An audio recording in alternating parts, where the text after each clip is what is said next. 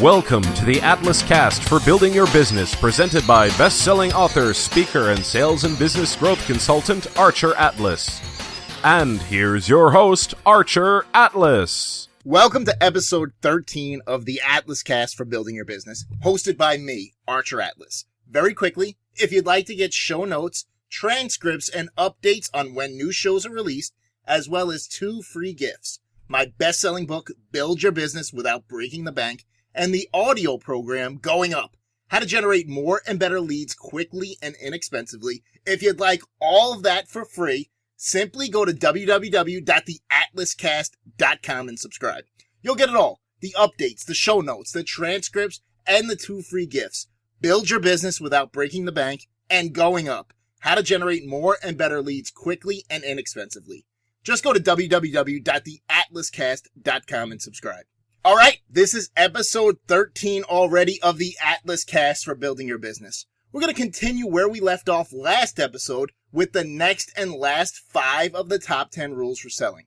Now, last episode, we covered the first 5 rules. This episode will be the last 5.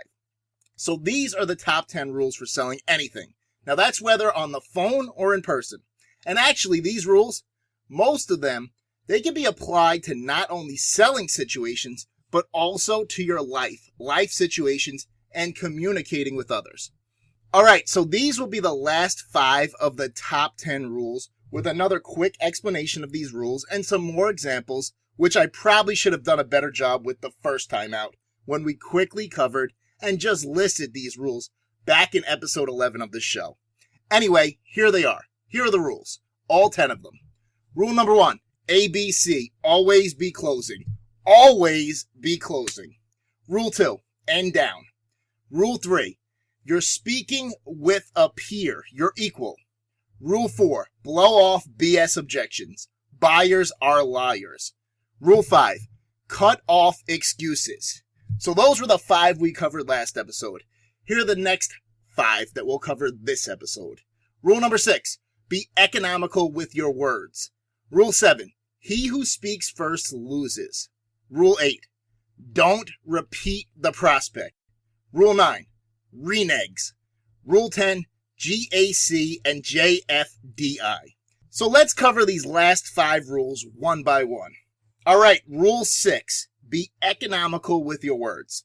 This is pretty easy and straightforward. Don't use 10 words to say what 6 could do a better job of. Use an economy of language. Now, it's one thing to say this and another entirely to actually do it. Most of us, myself included, well, myself especially, we can all ramble on a bit much. Just don't do it. Like I said with the last rule of the last episode, cut off excuses. Don't let people ramble on. Now this goes double for yourself.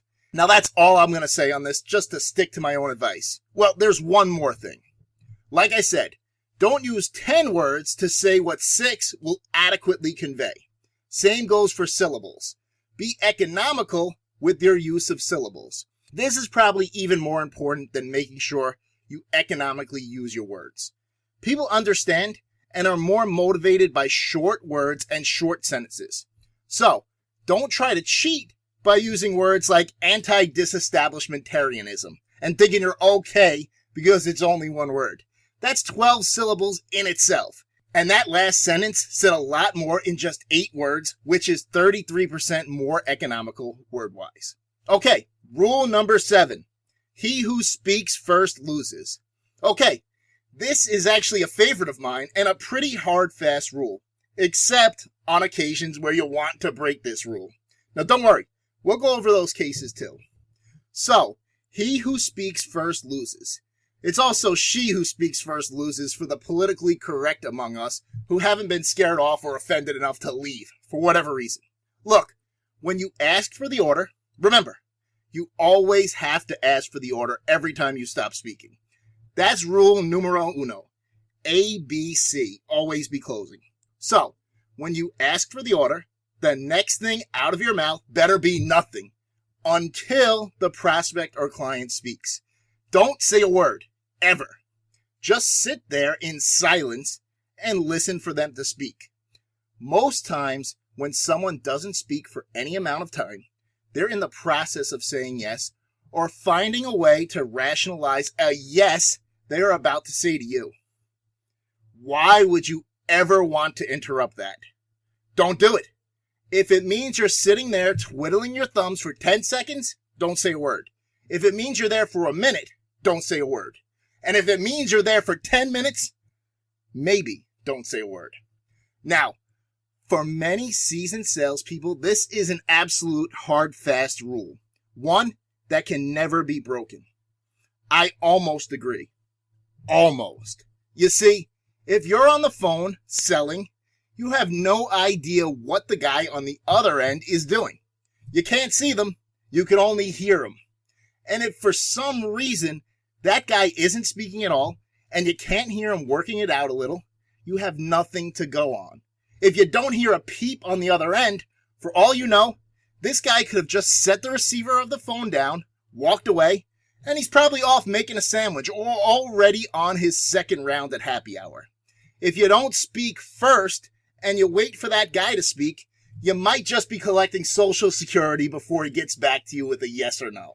So with that, if you're on the phone and you can't hear the person on the other end, and it's been a while, you might just have to break this rule.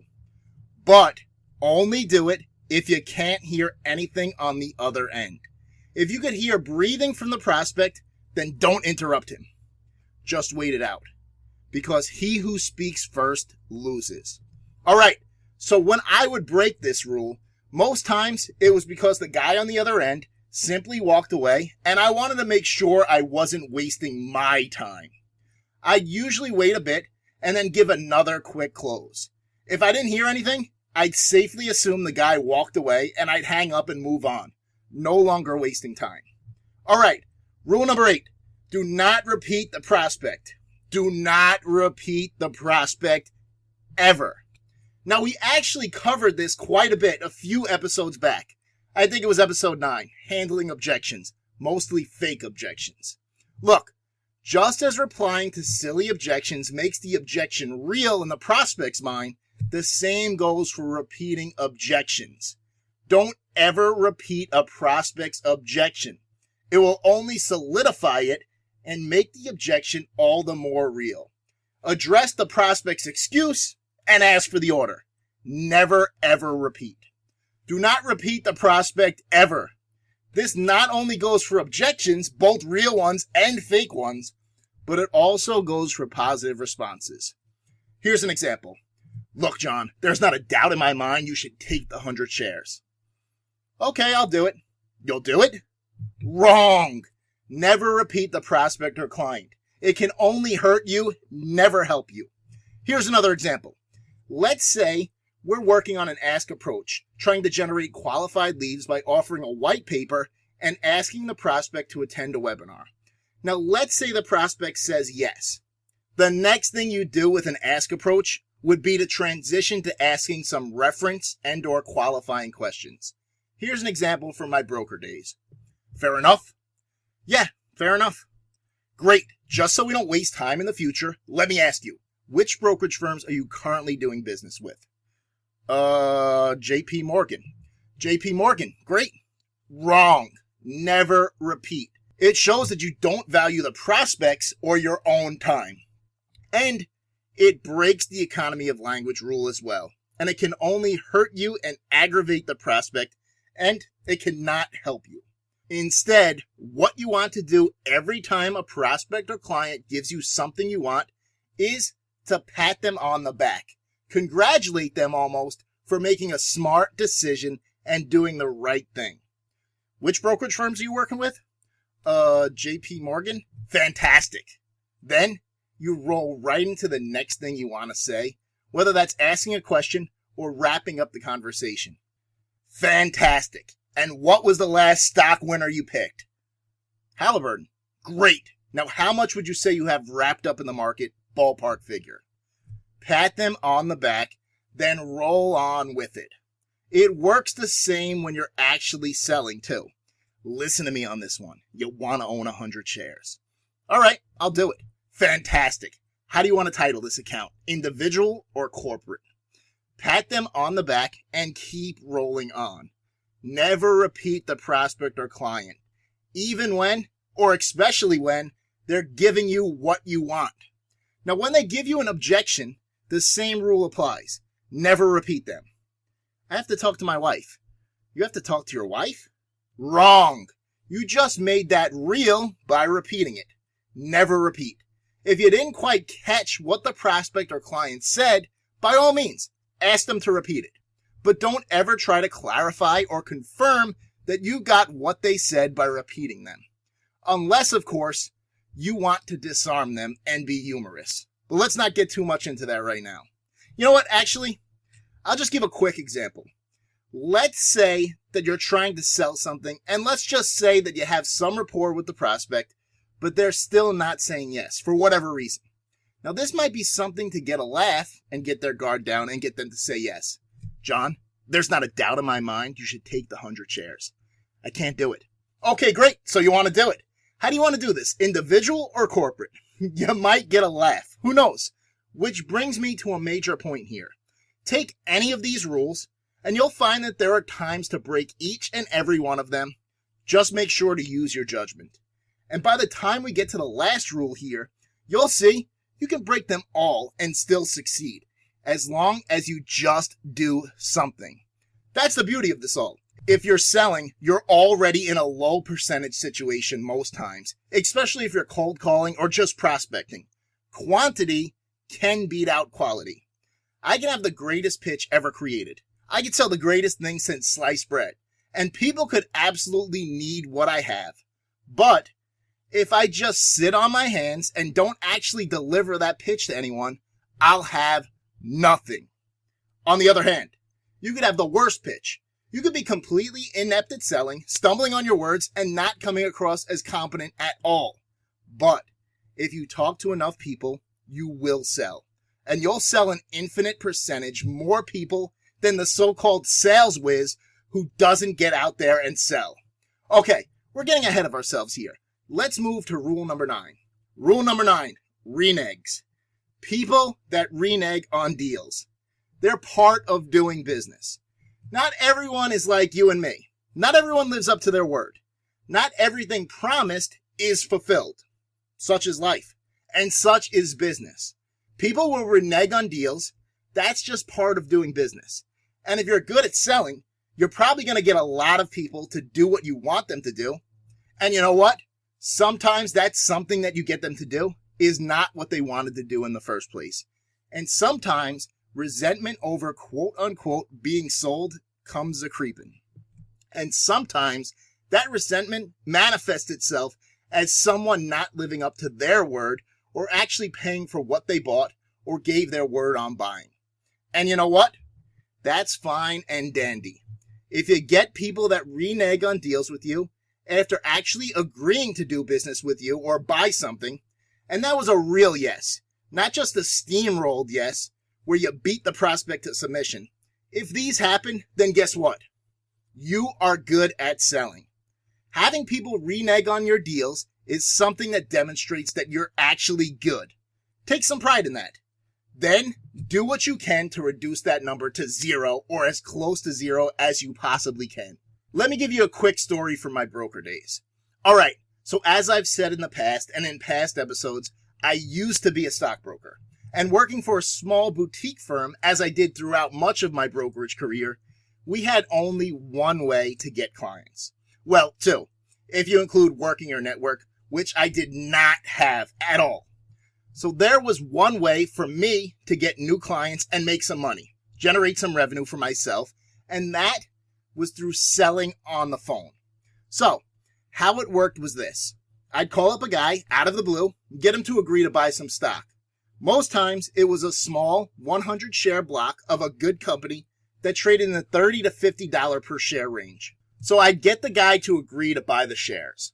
I'd then take down some information, how they wanted to title the account, a general idea of their net worth and such, and the address I'd be overnighting the package to.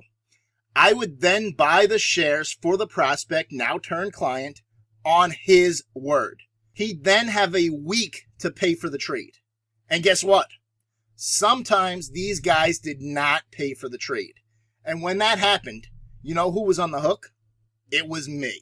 So, if let's say the guy agreed to buy 100 shares of a $40 stock, I'd buy that stock for him and give him a week to pay for the trade and cut that $4,000 check. There were some other costs associated with this trade. I'd have to pay for FedEx back and forth because I'd want to make sure the guy received the account opening package with his stock purchase confirmations right away. And I want them to get back to me as soon as possible. I'd also pay the ticket charges that the exchanges charged and which my firm then marked up. Most times, the ticket charges were $50 going in and $50 coming out. So I was on the hook for all of that. Plus, if the stock went down during that week, I'd be on the hook to cover the losses the stock would make. So if for some reason this $40 stock went down to, let's say, $35 during that week the client had to pay for the trade, I'd be on the hook to cover the loss of 5 points or $500 on 100 shares. Plus, I'd be out the FedEx overnight charge one way, and I'd be out the $50 in and the $50 out on the ticket charges. All very annoying when there was a renege, but it was a cost of doing business. And some of these reneges, they were pretty funny. Sometimes the exact opposite would happen. Instead of going down, the stock would go up. Actually, this is what happened most times. One time, I had a stock go up 10 points in a week and a client not pay for the trade of 200 shares. I even tried explaining to the renege that he was sitting on $2,000 profit and that he could get it simply by paying for the trade that he had already committed to paying for and given his word on. Anyway, this is a part of doing business. Don't let it get you down.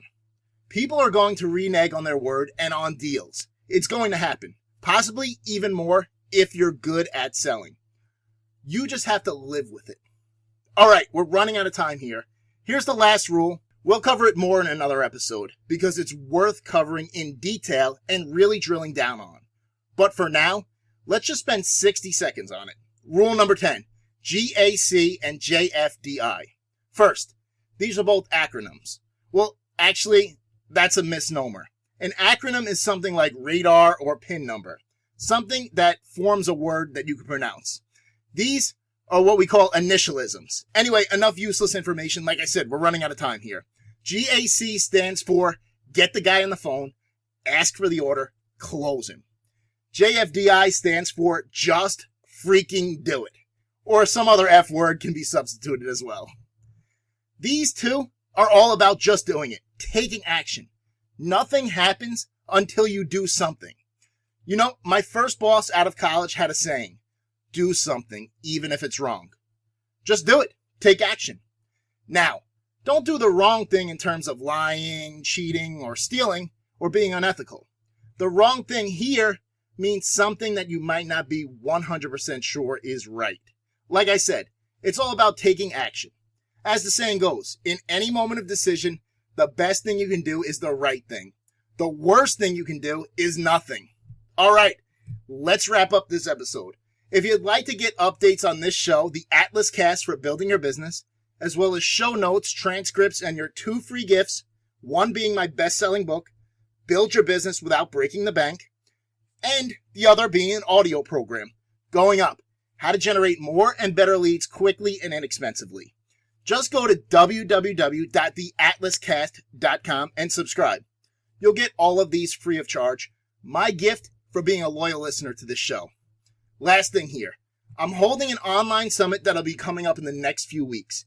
It's going to be me, alongside some other highly knowledgeable, hugely successful sales, marketing, and entrepreneurial experts, and the summit is going to cover a vast array of topics that will help you grow your business. Now here's the good news, and here's where you come in. First off, this summit is going to be free for you to attend if you're a subscriber to the show or if you've taken any of my courses. Second off, you will get to decide which topics we'll cover in the summit. I'll have more details for you in the next episode of the Atlas Cast. But in the meantime, if there's a topic you want covered in this summit, simply shoot me an email at archer@archeratlas.com and let me know. Like I said, I'll have more details about this for you shortly. All right, That's it for this episode of the Atlas Cast for Building Your Business with me, Sultan of the Sales Call, the Oracle of Overcoming Objections, Archer Atlas. Like I said, next time out, we'll continue where we left off a few episodes ago with how to overcome objections and the ABCs of selling. I'm really looking forward to this, and I'll see you then.